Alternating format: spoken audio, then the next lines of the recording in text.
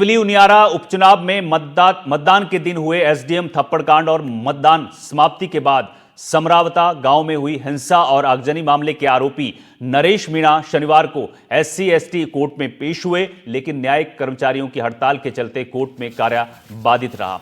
पेशी के बाद नरेश मीणा से एनडीटीवी राजस्थान ने खास बातचीत की। मीणा ने कहा कि वो नशे और भ्रष्टाचार के खिलाफ 21 जुलाई से अपनी 11 सूत्रीय मांगों के साथ झालावाड़ जिले से अपनी जन क्रांति यात्रा निकालेंगे।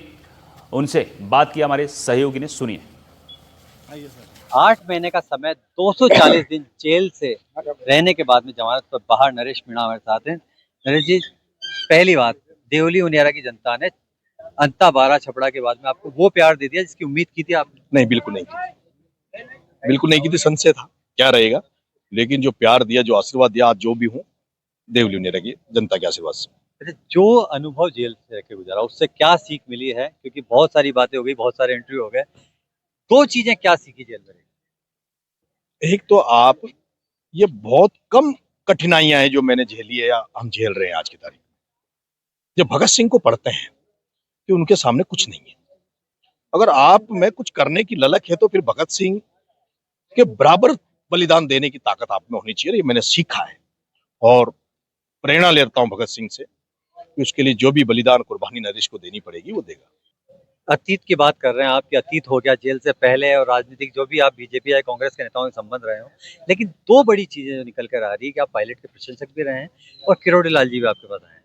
उस सूरत में क्या तीसरे मोर्चे की सोच है? क्या अकेले चलने की, अकेला ही चला वाली कहा? मैंने ये कहा है, बार बार कह रहा हूं कि मैं जो राजनीतिक फैसला लूंगा, ये जैसे जन क्रांति यात्रा नगर फोर्ट में खत्म होगी देवली में, वहां भी लाखों लोगों को मैं सोचता हूँ आएंगे मेरे को आशीर्वाद देने, उनके बीच में पूछ लूंगा।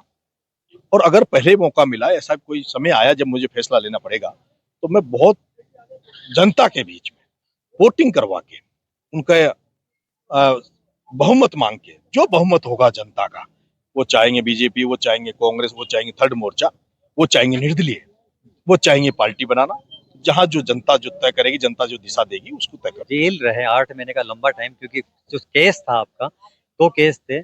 अब उस सूरत में 8 महीने के समय में कुछ लोगों ने मदद भी की होगी। मुख्यमंत्री ने किस तरह जो है परिवार से वादा निभा दिया? मैंने ये बात सब जगह कह चुका हूँ।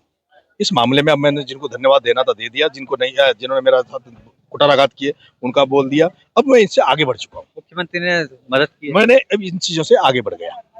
तो मैं इन चीजों से आगे बढ़ गया हूँ। जिन्होंने मेरी मदद की वो अलग बात थी, जिन्होंने मेरा विरोध किया। लेकिन फिलहाल जो है नरेश मीणा कहीं न कहीं जो है अपनी जन क्रांति यात्रा पर फोकस होना चाहते हैं, नए मुद्दों के साथ जनता के बीच जाना चाहते हैं। 2 निर्दलीय चुनाव के परिणामों से जो सीख ली है, साथ ही 8 महीने की जो जेल में रहने का जो समय गुजारा है, उसके बाद बदले नरेश मीणा सोच समझ कर बोलने लगे हैं। कैमरामैन रोहित के साथ रविश टहलर, एनडीटीवी टोंक।